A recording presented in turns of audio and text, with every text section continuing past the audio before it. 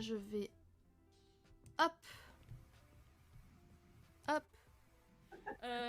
Ok, bah du coup, si tu veux te présenter déjà, qu'est-ce que tu fais exactement dans la vie? Bah, ton prénom, on l'a déjà, mais voilà, nous en dire un petit peu sur toi. Alors, donc mon nom, c'est Sandra Loger. Je suis médium et hypnothérapeute. Je vis en France, j'habite en Dordogne.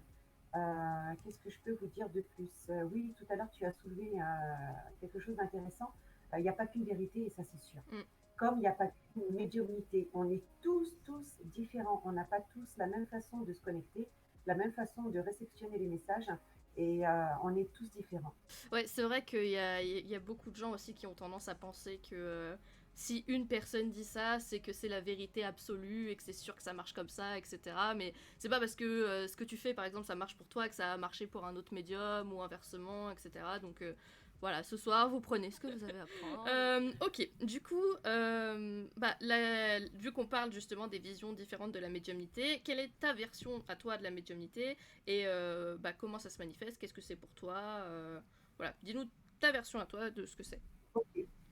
Alors, ma version à moi de la médiumnité. Pour la petite histoire, je suis médium de naissance. Mhm. J'avais déjà des ressentis, je me sentais déjà différente et je percevais des présences. J'entendais pas, je voyais pas, petite. Mhm.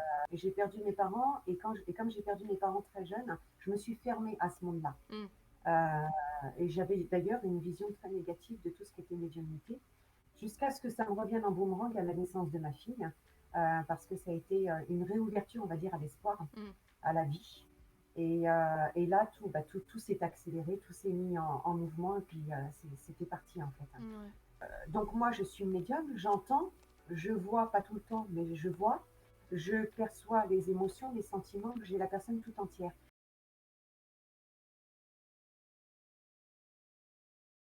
C'est en pratiquant l'hypnose et en la pratiquant comme je la pratique, je vais vous expliquer pourquoi, que j'ai découvert qu'on avait une nature profonde qui était très spirituelle. Et quand on dit que tout le monde est médium, c'est vrai et c'est pas vrai. Ce qui nous empêche d'être tous médiums, c'est ce foutu mental. Mhm. Parce que du coup, avec notre éducation, avec nos croyances, avec nos doutes, avec nos peurs, et ben tout ça, c'est que des freins qui viennent se mettre en travers de votre moi spirituel, en fait, de votre nature profonde. Mhm. Et sous hypnose, comme on chante cette partie-là, eh ben, on a accès à des choses qui sont juste magiques. Ok.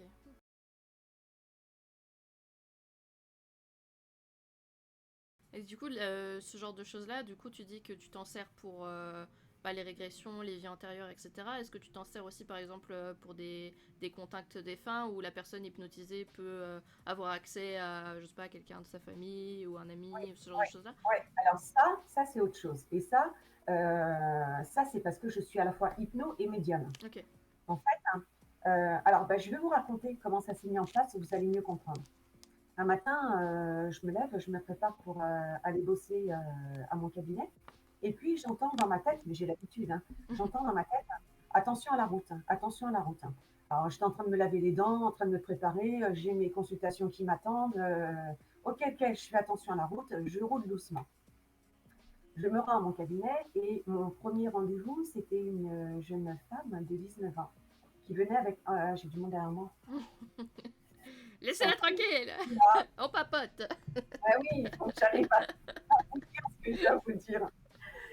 Et donc cette jeune femme, elle venait avec sa maman parce qu'elle avait peur en voiture et elle avait la phobie de la voiture et elle voulait que je lui fasse sauter la voiture. Et donc, sauter la voiture, sauter la peur Oui, sauter la de voiture, c'est un conduire peu la voiture. compliqué, mais...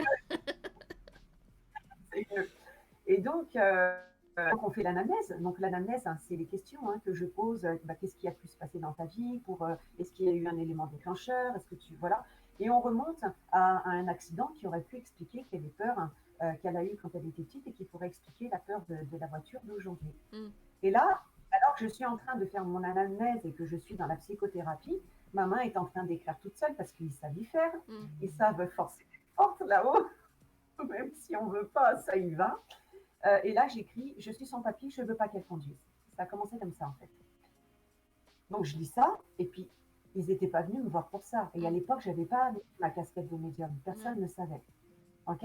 Donc, je dis au grand-père, bah oui, mais elle veut conduire, et puis on n'empêche rien. Si ça doit arriver, ça arrivera. Mm. Je la mets sous hypnose. Je déclenche son écriture automatique pour discuter avec son inconscient et qu'il puisse, quelque part, qu'on puisse ensemble retracer sa vie, voir s'il n'y a pas eu un trauma, qu'est-ce qui bloque, qu'est-ce qui freine pour qu'on puisse nettoyer, pour qu'on puisse virer tout ce qui gêne. Et là, elle écrit, sans avoir vu mon papier à moi, je suis ton papy, je ne veux pas que tu conduises. Ça C'est a marrant. commencé comme ça. Et en fait, maintenant, ben, les gens viennent me voir, que ce soit pour du poids, que ce soit pour du tabac, que ce soit pour n'importe quoi. Quand je les mets en hypnose, si jamais il y a un défunt qui est présent, il vient se présenter à moi. Il me dit qui il est. Et il va me faire un petit signe à travers mon patient. Il va bouger sa main d'une certaine façon pour me dire, pour me faire comprendre qu'il peut passer. Mm. Et là, parfois j'ai des gens qui viennent pour l'arrêt du tabac. Et ben, j'ai la maman, j'ai le papa, j'ai l'enfant qui demande à passer, qui passe et qui s'exprime par écriture automatique directement à mon patient. Ok. Sans aucun danger parce que vous êtes sous hypnose. Vous n'avez pas ce mental qui vous fait défaut et en plus vous bénéficiez, alors je ne sais pas comment ça se passe, mais ils sont très doués. Vous bénéficiez de ma protection, je ne sais pas comment ça se passe, mais en tout cas, je n'ai jamais eu de soucis Mm. pendant ces séances-là. Ok. Parce que du coup, à la base, toi, tu faisais que de l'hypnose, mais tu faisais rien. Enfin, en gros, ton métier, c'était pas spécialement en rapport avec la médiumnité ou quoi. C'était juste mettre les gens en hypnose, aller chercher un peu les problèmes qu'il y avait eu dans la vie d'avant, etc. Mais pas spécialement en rapport avec la Oui, médiumnité, c'est ça? oui, Ok. Et du coup, quand c'est comme ça, c'est le patient qui écrit. Enfin, le patient, je sais pas si t'appelles ça un patient ou patient. pas, mais qui Oui, c'est écrit du du coup. patient, ouais. Est-ce que après, c'est vraiment lisible ce qu'ils écrivent ou. Oui, Ok. oui. Genre, et ils écrivent. Et Est-ce qu'ils d'ailleurs, écrivent avec leur écriture à eux ou l'écriture de la personne qui. souvent avec l'écriture du défunt, Putain, c'est trop marrant ça. ils reconnaissent pas leur écriture. C'est Et je leur marrant. fais ressentir la présence aussi. Je demande au défunt, enveloppe-la de tes bras, fais-lui ressentir ton énergie, ton amour, et ils ressentent. Hein, Mm. et d'ailleurs, hein, il n'y a pas si longtemps que ça, j'ai un monsieur qui est venu me voir, c'était pour du poids, lui. Et puis donc, il voit ma plaquette hypno et médium, et il me dit, ben moi, je viens voir l'hypno pour mon poids. Et puis, il me dit, moi, la médiumnité, j'y crois pas, mais alors, pas du tout.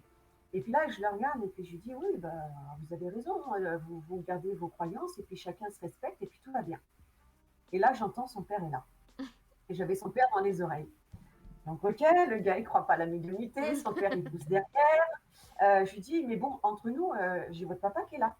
Alors là, il me dit, ben, ça m'étonnerait fort parce que mon père plutôt, il me dit, mon père, on ne s'est pas beaucoup côtoyé, on était en mauvais termes, et quand il est décédé, j'étais pas là, donc ça m'étonnerait fortement. Mm. Et là, je le mets donc sous hypnose pour son poids, pour lui faire le protocole du poids. Et son papa, il me dit dans l'oreille, laisse-moi passer, tu ne le regretteras pas. Je dis ok, je le laisse passer. Et il le réceptionne. Et là, du haut de ses 60 ans, il pleure comme un gamin. Mm. Et donc voilà, c'est que ça, c'est Mm. que ça. Ah, ça doit faire tout drôle aux gens qui croient pas du tout de justement avoir des preuves. Parce que c'est un peu ce que les gens cherchent aussi quand ils vont voir des médiums, C'est etc. C'est genre, ça, bah prouve-moi que tu mens c'est ça, pas. Et du coup, quand ils ont c'est vraiment ça. des preuves, ça doit être bah, à la fois éprouvant parce que c'est des gens sûrement qu'ils aiment et tout, et en même temps Mm. bah, un peu choquant parce que t'es là genre, mais moi j'y croyais pas du tout à la base. En fait, si, c'est vrai, c'est trop bizarre. Ouais. Ben, ça n'a pas du tout la même. Alors, recevoir un message d'un médium, déjà, c'est énorme. Surtout quand il faut toujours chercher un médium à reconnaissance Mm. qui puisse vous prouver l'identité de votre défunt. Ça, c'est hyper important. Mais le réceptionner tout seul, ça prend une autre dimension quand Ouais. même. Et quelque part, c'est comme si vous mettiez la casquette de médium le temps de la séance, en fait. Mm. Et du coup, quand toi tu dis que tu identifies, est-ce que c'est des choses plutôt que tu ressens ou est-ce que c'est des questions que tu poses pour pouvoir les vérifier après avec l'autre personne?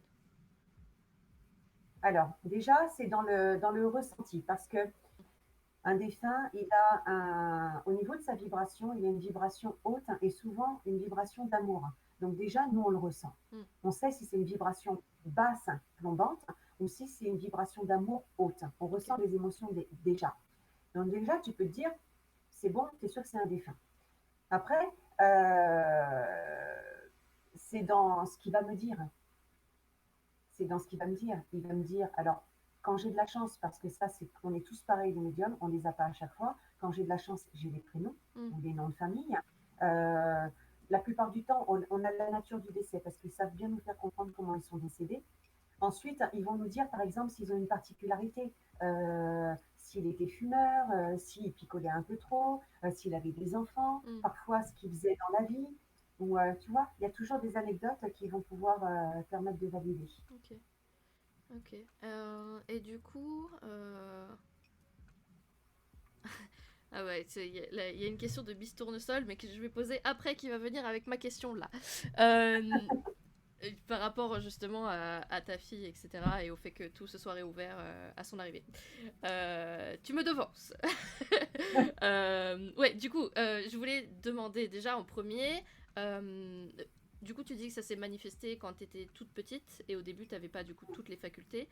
Et à quel moment, du coup, tu as compris un petit peu ce qui se passait? Est-ce qu'il y a quelqu'un qui t'a expliqué ce que c'était ou est-ce que tu l'as un peu appris à tes dépens? Enfin, comment ça s'est passé du coup pour toi la découverte de ce Alors, milieu? je pense qu'on est très nombreux, donc c'est pour ça que j'en ai pas fait qu'un. Je pense qu'on est très nombreux quand on est petit à se sentir différent. Voilà, je me sentais différente, je ressentais les émotions, j'avais une sensibilité, quoi. Je ressentais les gens, je ressentais les émotions et je percevais, je ressentais physiquement des présences, même quand j'étais toute seule. Parfois, j'avais même la sensation qu'on s'allongeait près de moi dans mon lit et je sentais le matelas s'affaisser, tu vois. Donc j'avais ce genre de ressenti, mais j'avais que les ressentis. J'entendais pas, je voyais pas. Et en fait, la toute première fois où j'ai entendu, donc c'était après la naissance de ma fille. J'étais fatiguée. Je vais pour aller faire une sieste et je m'allonge dans mon lit et je vais pour fermer les yeux et là j'ai les yeux qui restent comme ça. Et je dis, qu'est-ce qui m'arrive? Je fais une paralysie faciale parce que je suis à la base j'étais cadre infirmier donc j'ai une formation scientifique et médicale derrière, d'accord? Donc ça y est, je suis une paralysie faciale. Je suis en train de péter un, et donc, je reste comme ça, les yeux ouverts, et j'arrive plus à les fermer. Et là, j'entends. J'entends, c'est maman. Lève-toi et écris. Et puis, bizarrement, même pas, tu sais, peur ou quoi. Je me lève et j'écris, tu sais, je me vois me lever et écrire. Enfin, je me dis pas, oh, je suis folle. Non, non, je me lève, j'écris comme si c'était normal. Alors que c'était la première fois que j'entendais. Hein. Je prends un stylo. Et là, c'est parti. C'est maman. Et puis là, elle me parle. Elle me parle. Ça y est, c'est le moment. On t'est prête. Et puis on y va. C'est parti. Quoi. Et puis là, alors, ma mère, elle était décédée quand j'avais 17 ans. Donc là, après, quand le crayon se pose et que je reviens à moi, que je peux enfin clignoter des yeux, là, je saute au plafond. Ouais. J'appelle mon mari. J'appelle mon mari. Je saute en l'air. Je dis, c'est ma mère. Enfin, j'étais comme une gosse, quoi. Comme Il a dû se dire, mais qu'est-ce qui se passe? De quoi c'est sa mère? N'importe. ouais, ouais. Et puis après, c'était parti. Ouais, Après, ok. c'était parti.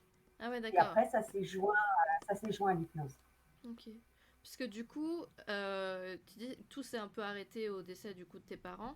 Et est-ce que Oui. même les ressentis de présence s'étaient arrêtés? Genre vraiment, il n'y avait plus rien du tout? Ou juste, il y avait quand même un peu des ressentis, mais c'était pas au Ouais, niveau de ce que je t'as... gardais des choses, mais je m'étais sacrément fermée au monde Ouais, quand même. Hein, ok. parce que j'étais en colère, j'étais triste. À cette époque-là, tu sais, à 17 ans, quand tu perds ta mère, ton monde s'effondre. Et là, tu te dis, bah, la vie, c'est que de la merde, quoi. Et suite au décès de ma mère, j'ai fait une endométriose sévère parce que je m'étais fermée à la vie, en fait. Hein. Je ne voulais pas donner la vie et je voulais plus vivre. Hein. Et c'est quand je suis tombée enceinte de ma fille et que j'ai eu ma fille que là, ça a pris des proportions. Là, tout est arrivé en même temps, en fait. Tout, du jour au lendemain. Du jour au lendemain.